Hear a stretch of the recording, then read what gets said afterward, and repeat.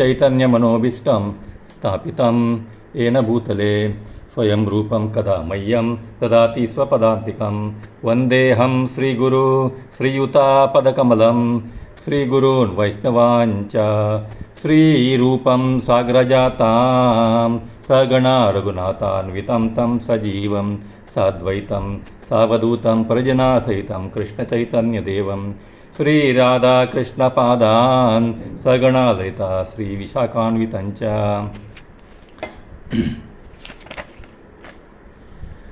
हे कृष्ण करुणा सिंधो दीनबंधो जगत्पते गोपेशा गोपिका कांता राधा कांता नमोस्तुते तप्त कांचना गौरांगी राधे वृंदावनेश्वरी वृषभानुसुते देवी प्रणमामि हरिप्रिये वाञ्छाकल्पतरुभ्यश्च कृपा सिन्धुभ्य एव च पतितानां पावनेभ्यो वैष्णवेभ्यो नमो नमः। जय श्री कृष्ण चैतन्य प्रभु नित्यानंद श्री अद्वैत गदाधर श्रीवासादि गौरभक्तवृंद हरे कृष्णा कृष्णा कृष्णा हरे हरे हरे रामो राम रामो Hare Hare.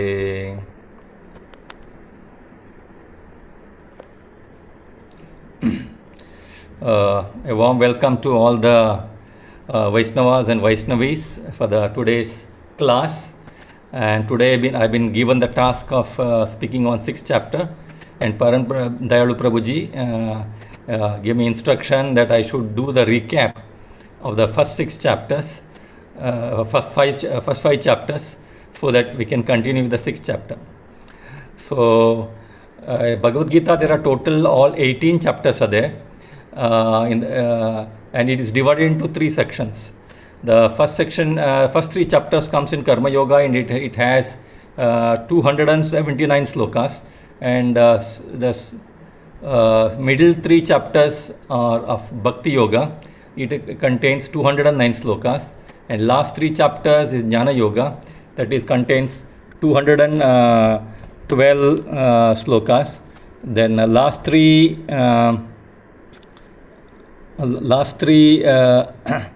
chapters this relates to Jnana Yoga, that has 212 slokas. Here we have said all yogas, but yoga means is the process of linking one's consciousness with the absolute truth. So out of 700 sloka, Dhritarashtra has spoken 1 sloka, and Sanjaya 41 sloka, Arjuna 84 sloka, and balance 574 is spoken by Lord Krishna. Then chapter 1, it contains 46 slokas. So the title of the chapter is Observing the Armies on the Battlefield of Kurukshetra. There are 2 sections in this. Section 1 is Observing the Armies. So Dhritarashtra first sloka starts with 1.1, that Dhritarashtra inquires with Sanjaya what exactly happened in the battlefield, and he also exhibits his selfish mamaka selfish motive. Then Sanjaya narrates that Duryodhana has approached Guru Dronacharya and instigating him and showing his diplomacy to influence the all assembled warriors. Duryodhana names 17 important Yoddhas or warriors from his side, and 7 important warriors from Pandava's side, and feels that army protected by Bhishma, that his side, is sufficient, and army protected by Bhima is not that sufficient. His Holiness Srila Prabhupada states the different signs of victory in this section. Both sides blew conch shells. The sound produced by the Kauravas did not have any much effect on Pandavas, but the conch shells, the divine conch shells sound produced by Pandavas had an adverse effect on the Kauravas. Their hearts were shattered.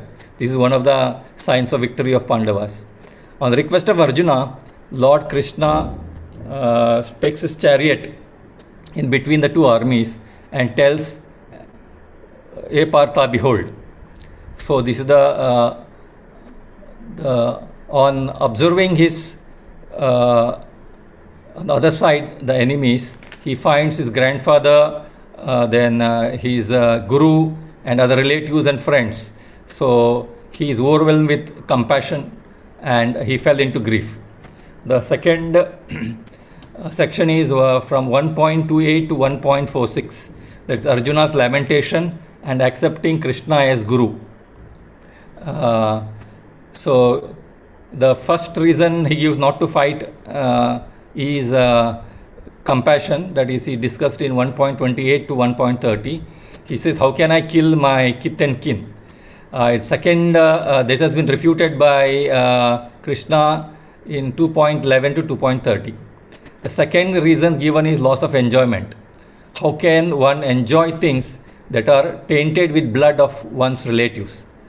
Krishna refutes this argument also in 2.31 to 2.39. Then the third is fear of sinful reaction, that is 1.36 to 1.36 to 1.38.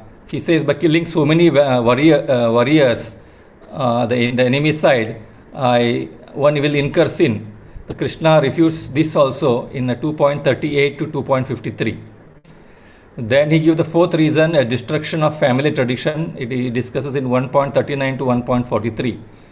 So he says destruction due to war leads to destruction of family, that is kulakshayam, then which leads to adharma, then which leads to pollution of woman, because woman will, because of adharma, the women will freely mix, and the unscrupulous men will misuse the gullible woman, and there will be Varna Shankara, means unwanted progeny, which leads to hellish life, and the Patanti Pitra, means the fall down of Pitru, because not Pindadana and other samskara will stop. Then the last is, then he says it leads to loss of family tradition. Krishna refutes this also in 3.24. Then after giving above four reasons, Arjuna kept the Gandiva down and fell silent. So now we'll go to the chapter 2, that is from 2.1 to 2.72. The 72 slokas. This is a very big chapter. It is name of the chapter is Content of Gita Summarized. Here Krishna refutes 3 out of the 4 reasons given by Arjuna in the previous chapter. The section 1, it contains 10 slokas, 2.1 to 2.10. This is Arjuna's doubts and surrender to Krishna. Lord Krishna chastised Arjuna for his confusion, impurity of heart, cowardly act, which doesn't befit a great Kshatriya warrior like Arjuna. And here Arjuna gives 5th reason, that is indecision, in 2.6. And in 2.7, he says Karpanya dosha. That means he admits due to miserly weakness of heart, he is confused about his duty, and he surrenders to Krishna by accepting him as Guru, requests Krishna to guide him from here on. Now section 2 is 2.11 to 2.30, that is Sankey Yoga or Jnana Yoga.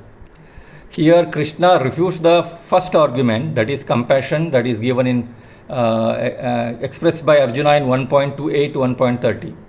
Krishna tells Arjuna that Bhishma and Drona are not bodies. This is not a correct way of understanding. They are souls. So Krishna then explains the characteristics of the souls. He says souls are imperishable. It is eternal. Soul does not take birth or death. It is unborn, ever existing, eternal. Then it is primal.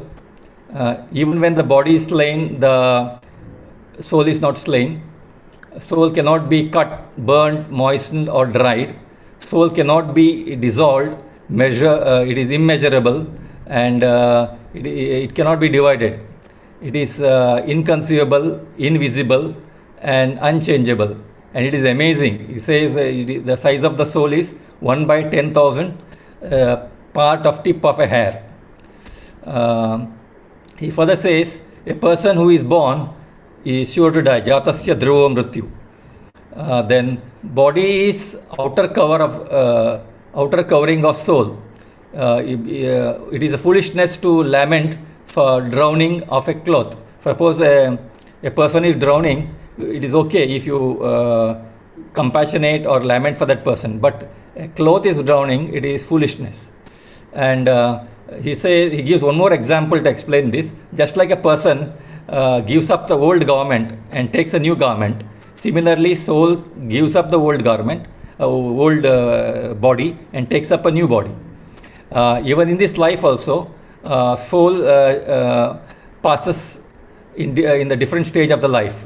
For example, from childhood to boyhood, then to old age. Then he tells, therefore, it is foolishness to lament on destruction of body. One should not be disturbed and learn to tolerate like a sober person. So section 3, 2.31 to 2.37, that is sakama karma, that is expecting results from activities. So here the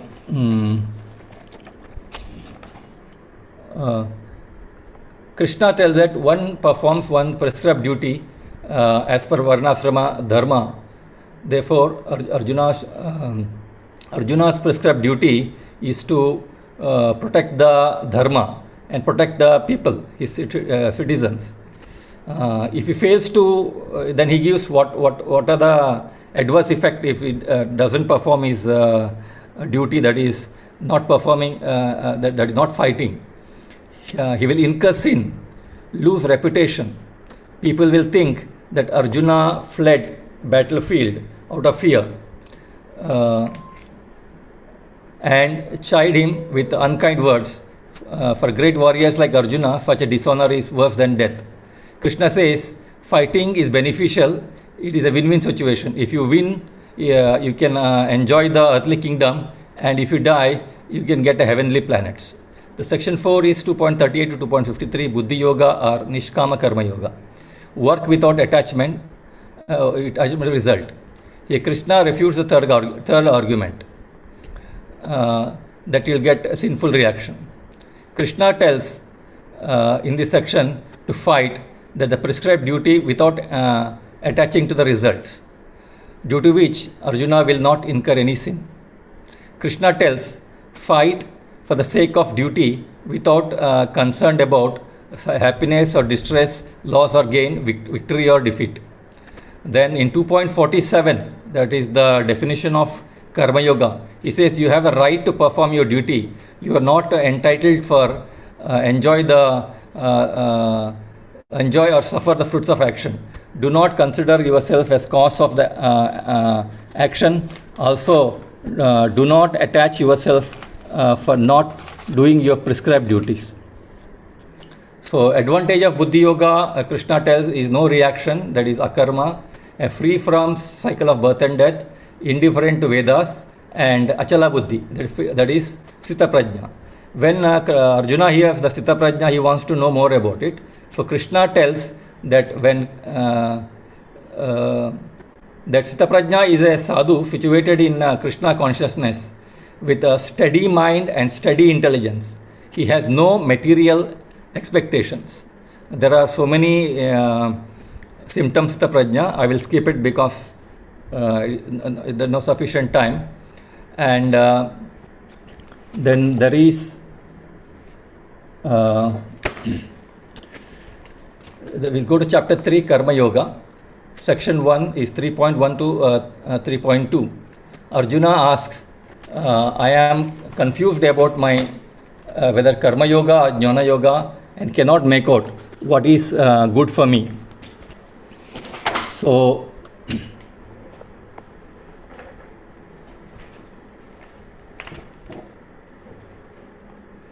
in section 2, that is 3.3 to 3.9. Then it covers about if you are not qualified for a Jnana Yoga, perform Karma Yoga. Krishna tells there are two types of intelligent people, Karma Yogis and Jnana Yogis. One can take up Jnana Yoga only when one's heart is completely purified. And if a person with an impure heart renounces of the activities or takes up Karma Sannyasa, then he will meditate on sense gratification, and such people are called as Mithyacharis. So section 3, 3.10 to 3.16, any work done for the sake of yajna, it purifies one. So we get all facilities and all basic ingredients like water, fire, then air, sunlight, everything from the Lord. Therefore, we have to be grateful to Him, and we have to perform yajna for thanking Him. A person who doesn't perform yajna is a thief. So similarly, a person who eats food without offering to Lord as bhoga, and then he will incur sin. So therefore, we are all required to offer the food to the Lord as a bhoga, and a sanctified food known as prasadam only to be partaken. One should do a yajna for purification. In the Kali Yuga, the yajna is Sankirtana yajna. Section 4, 3.17 to 24, he says if you are qualified also for Jnana Yoga, still perform Karma Yoga. He gives example of Janaka Maharaja. He is one such example. He is a realized person. He has no duty, he has no prescribed duty and injunction as per Vedas, but still he performs the prescribed duties just to set an example and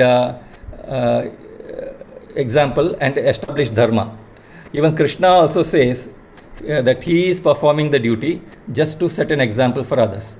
The section 5 is 3.25 to 3.29. How Jnana Yogis deals with Sakama Karmis. The Lord says Sakama Karmis should not be stopped or disturbed for doing their work because they are ignorant. So suppose some Sakama Karmis are doing some activities like philanthropy or nationalism, socialism, all such things, then it is even then they should be ignored. One should not disturb them. They should devotees should try to bring them into Krishna consciousness. In section 6, that is 3.30 to 3.35, how Karma Yoga elevates. So by doing sacrifice, one gets purified and one gets peace. One should perform one's prescribed duty properly. One should not try to imitate others. So there are many more things. I'm just skipping because lack of time. In section 7, 2.36 to 2.43, overcome lust is an obstacle in the path of Karma Yoga. Lust is the main enemy, and it enters through the senses, and it resides in senses, mind and intelligence. One should stop at the beginning stage only. That means at the stage of senses or in the beginning stage of childhood. And Lord tells Arjuna one should control lust by spiritual intelligence. Evam buddhe param buddhva. Then chapter 4, this is the transcendental knowledge. This is Jnana Yoga. So Krishna, the section 1 is 4.1 to 4.10. That is Krishna is the teacher, establisher of dharma. Krishna explains that he first spoke the transcendental knowledge of Bhagavad Gita to Vivaswan, the sun god, and later on it is passed in the chain of disciplic succession, and it is transferred to saintly kings in this way. He also states that he appears for the protect the devotees and annihilate the miscreants and establish dharma. And he says he appears whenever there is irreligion and there is diminution in religion. Then section 2, that is 4.11 to 4.15, Krishna is the goal and sets all the path. Krishna informs that he reciprocates and rewards based on degree of intensity of surrender. If in japa, if the intensity is good, if you with full concentration, then accordingly he rewards. And if at all you are not very concentrating on japa, not hearing properly, then his reward will be less.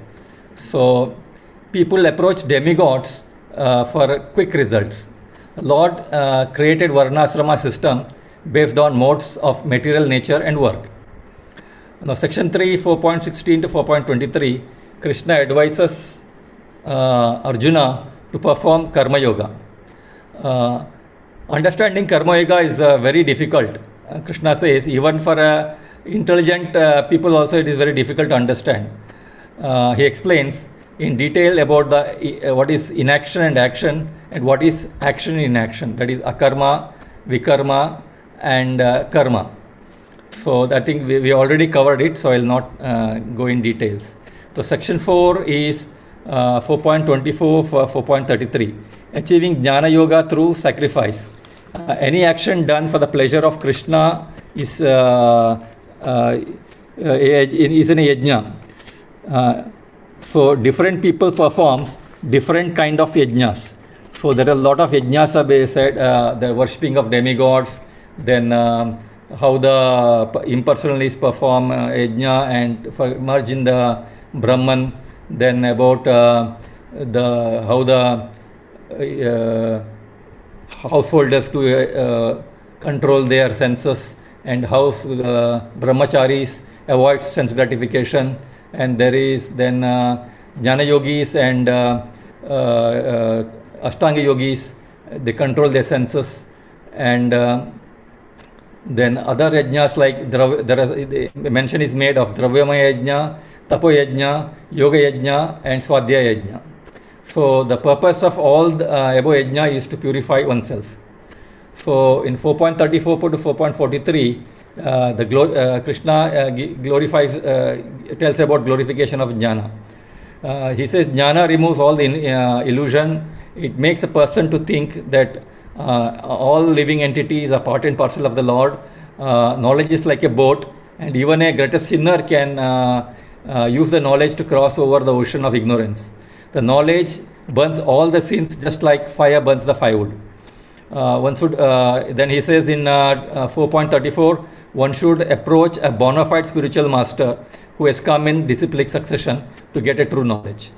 Now we'll go to chapter 5, the Karma Yoga, action in Krishna consciousness. 5.1 to 5.7, it is Karma Yoga and Jnana Yoga give the same result. He says Karma Yoga and Jnana Yoga, though he gives the same result, but Karma Yoga is better if it is easier to perform. In section 2, 5.8 to 5.16, Karma Yogi, I will not go in detail because we have done this recently, so I think we can remember it. Karma Yogi attains freedom from bondage by fixing his mind on Atma. Here Krishna explains about the concept like doer is yet not doer. By performing Karma Yoga without attachment to result, purifies and gives peace. He also explains about the three doers, that is soul, nature and super soul. Then in section 3, 5.17 to 5.29, Karma Yogi attains supreme destination by fixing his mind on Paramatma. That is, by fixing one's mind regularly and constantly on Supreme Person on the platform of Brahman. Then he explains about Ashtanga Yoga in a we are going to discuss it in chapter 6. So I will not deal with it now. Also explains of the peace mantra, that is the last mantra that was spoken in the last class. Bhoktaram yajnatapasa sarvaloka maheshwaram sriradam sarvabhutanam jatma mam shantirnuchati. Means one can attain peace from all pangs of material life by knowing that I am the supreme enjoyer and beneficiaries of all sacrifices and austerities. I am the supreme proprietor of all planets and demigods, and I am the supreme benefactor and well-wisher of living entities. If you know this mantra, this is known as peace mantra. So now we will go to today's, that is chapter number 6. So we'll discuss about chapter number 6. Chapter number 6 is divided into 3 sections. The section 1 is 6.1 to 6.9. Advancement in yoga, Arurukshara stage to Yoga Rudha stage. Section 2 is 6.10 to 6.32, Ashtanga Yoga process. And section 3 is 6.33 to 6.36, Arjuna's questions about the mind. And section 4 is 6.37 to 6.47. If mind is of yogi deviates from yoga, what his destination would be. So there are 47 slokas, and in this chapter the following words gives the same meaning. That is Ashtanga Yoga, Eightfold Yogas, Dhyana Yoga, and Meditative Yoga. So when we say Dhyana Yoga, then we are required to know what is a yoga. What is generally we understand, our general understanding, yoga means asanas. That is our general understanding. Simple word, it is a physical exercise. Is this a correct understanding? The answer, it is not completely correct. Let us now understand what is yoga. Yoga is derived from the word yuj, the yuj dhatu. Dhatu means root word. So then what is the yoga? Yoga means is the process of linking one's consciousness with the consciousness of the Supreme Lord. So let me repeat. Yoga means the process of linking one's conscious with the Supreme Absolute Truth. So it is a linking process. So we have to link, or you can say in simple word, it is connecting with the God, Lord. Like we have a internet connectivity. So whether we have connectivity with the Lord or not, we'll come to know from our sadhana. So sadhana is the amount we pay to get the connectivity. So if the linking process is predominantly a fruitive work, then it is called karma yoga. If the linking process is predominantly empirical study, it is called jnana yoga. If linking process is predominantly devotional service of the Lord, it is called bhakti yoga. Chapter 6 deals with only dhyana yoga or ashtanga yoga. A few minutes back I said jnana yoga means not only asanas. So asana is one of the anga or one of the part of the yoga. Patanjali has popularized the yoga. Now let us discuss what are the ashtanga or 8 parts of the yoga. Okay. So now yama means don'ts. So in yoga also there are what are the things which we should not do. Like in ISKCON, we have 4 regulative principles: no meat eating, no intoxication, no illicit sex, and no gambling. So we have niyamas, that is do's in yoga. And too easy to understand, let us take ISKCON's what are the do's. So we say ABCD, that is association with the devotees, books of Prabhupada, chanting Mahamantra, and diet, that is taking prasadam. That is already discussed. Yagnashishta Shinasanto in revising. So now then asanas. Asana we call, there are so many asana: halasana, bhujangasana, tadasana, shirsasana, so many asanas are there. That is physical exercise. Then pranayama, that anuloma, viloma, then baski pranayama. These are pranayamas or breathing exercises. So These are the four angas in the physical part. Now, in the psychological part also there are four angas. Which are they? That is Pratyahara. What is Pratyahara? It is withdrawing the senses from sense object. So it is said in our chapter 2.38, 2.58, that just like kurma means like tortoise. One withdraws when a tortoise sees a sense object, it withdraws its limbs and enters the shell. Similarly, a person who is who want to take up yoga should withdraw his senses from the sense object. Then the dharana, studying the mind. You should have a steady mind. Disturbed mind is not permissible in yoga. We can discuss what are the difficulties. This is one of the main difficulties. Even Arjuna also says studying the mind is very difficult. Chanchala mana Krishna, he says. Then next is dhyana, that is meditation. Then the fourth one is samadhi, absorption in I think somebody that absorption in transcendence. So this is the introduction. Prabhuji, do you have a time to continue? Yes, Prabhuji. Continue. Yeah. 10 minutes, Prabhuji. Okay. But security is new fellow, I think, no? He gave to you. Yeah. Okay. Bye. Thank you. Yeah. I'll read the first sloka 6.1. Anasrita karma phalam karyam karma karoti yah sasanyasi cha yoga cha na niragnirna chakriya. The Supreme Personality Godhead said, one who is unattached to the fruits of his work and who work as he is obligated is in the renounced order of life, and he is the true mystic, not he who lights no fire and perform duty. So, one who is unattached to fruits of. So let us break this into parts, whatever Prabhupada has said here.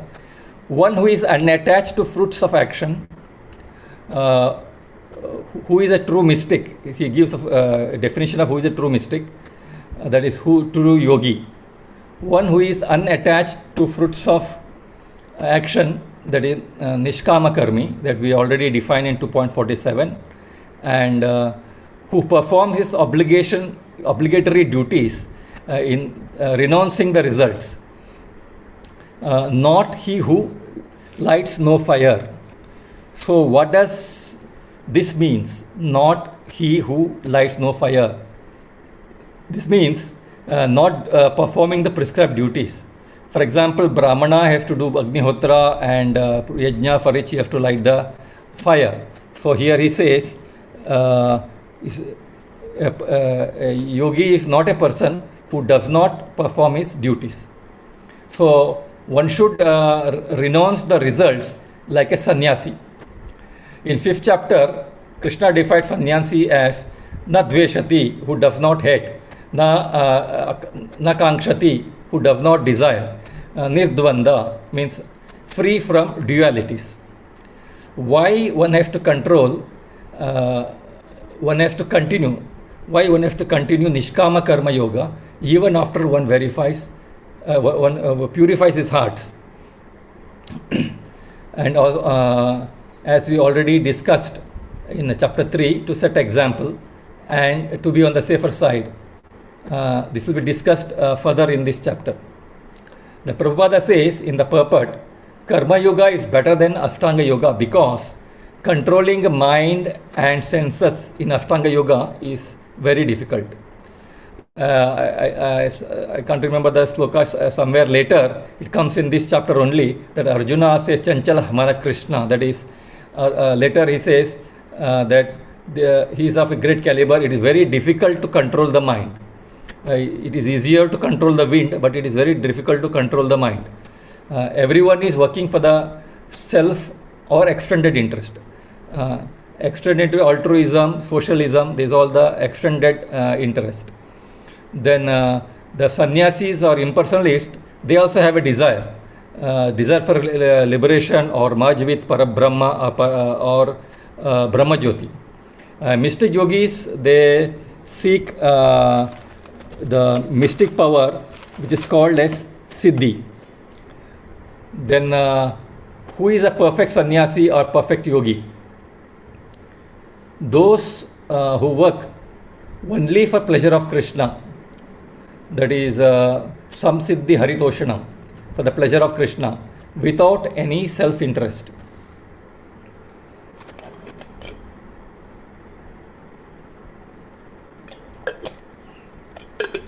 Sannyasa and yoga can be explained from CH.6 sloka, sloka number 4. The first part is sannyasa and second part is yoga. Sannyasa, freedom from material desire.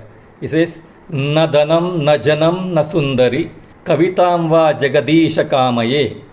Means, Krishna, O Almighty Lord Krishna, I do not aspire for wealth. I do not aspire for followers. And I do not aspire for sundari or beautiful damsel.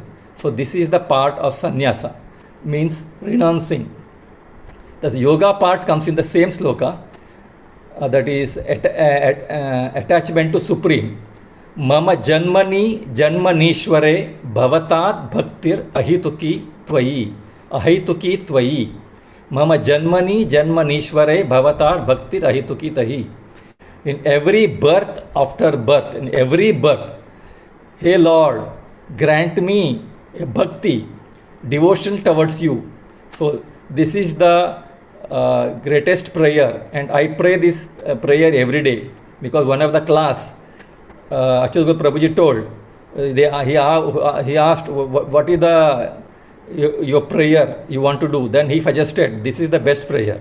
Ask bhakti in life after life, and nothing more than that.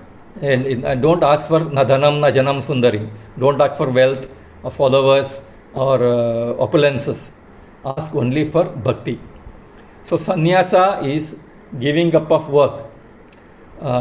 Krishna insists not to give up work. True yogi performs the duty and renounce the result. So they don't renounce the work. So they only renounce the true yogis.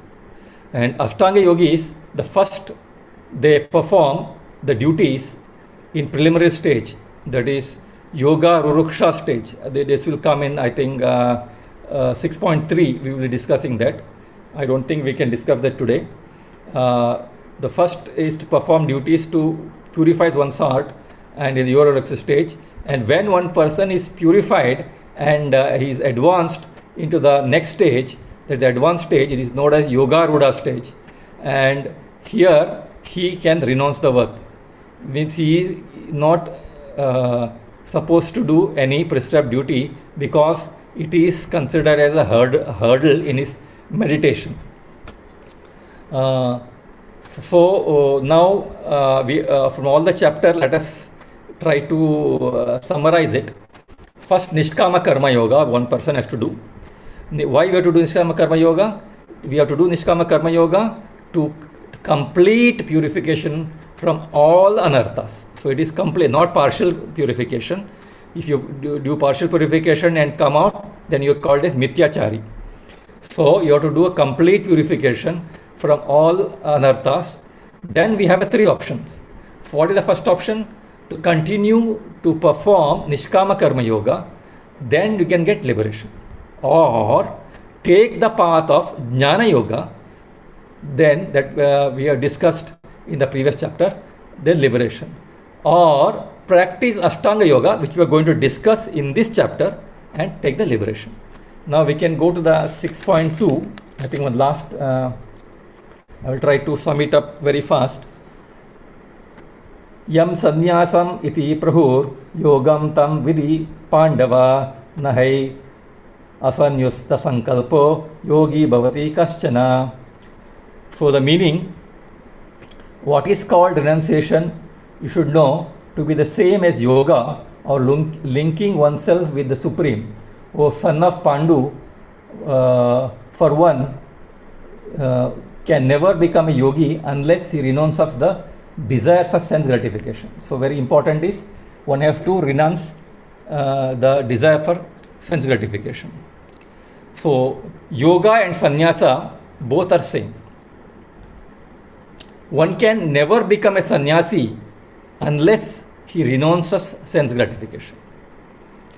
So now, before we go further, let us see, there is some technical word. This is purely technical, so one may not understand it, but I'll try to explain to my best of abilities. What is a condition? Conditioning, it is said, when the jiva or the soul is trapped in material energy.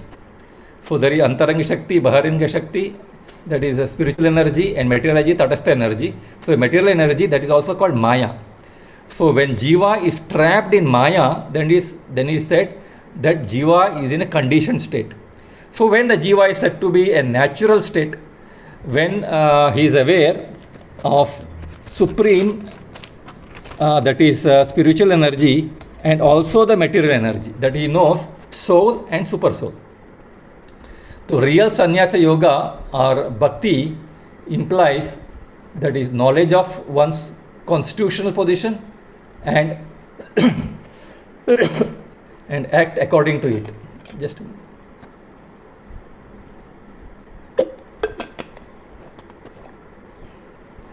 So Roga, one is said to be in a real sannyasa or in a yoga or bhakti when he is said to be, I am not an independent entity. When his understanding is that I am not an independent entity, I am a part and parcel of the Lord, and I am dependent upon Lord for all my needs.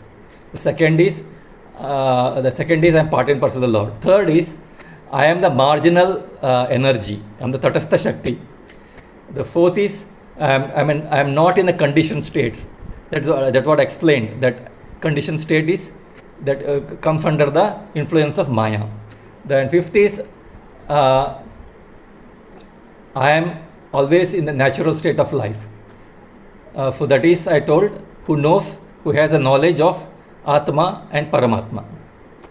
So stage of complete knowledge. When living entity, here Prabhupada explains what are the stages of complete knowledge. There are two stages here, he explains. When a living entity ceases all sense gratification activities, then there is one. There are two stages. Another is I am not the body, I am the soul, and eternal servant of Krishna. My goal is to please Krishna. So the first stage, the living entity, he knows his constitutional position. He says, and he stops all the sense gratification. So how yogi achieves this stage? He attains the first stage. He restrains the sense gratification. He restrains the senses from material attachment. That is, I already explained of a tortoise. So in earlier, so he restrains his senses. This is only a partial knowledge. What is the other half of the knowledge? He, after restraining the senses, free from sense gratification, he engages his senses only in activities related to Krishna. That is, once he reaches this stage, it is the stage of complete knowledge. So what happens, the failure of Jnana Yoga if do not gives up the activities of selfish nature.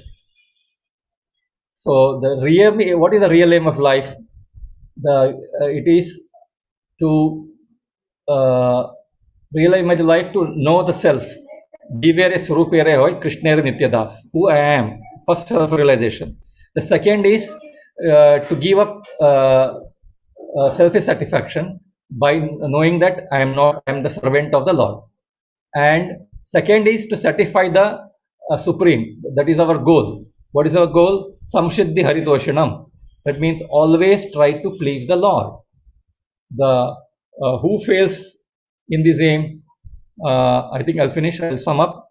One who does not have information of Supreme, and who engage in active selfish activities, such person fails in his aim. He cannot satisfy the Supreme. So who fulfills this criteria fully? One who is in Krishna consciousness, who gives up selfish satisfaction, selfishness, and he tries to satisfy the senses of Krishna. So, with this, we have completed the two slokas in Dhyana Yoga. I think it's time. And over to you, Prabhuji.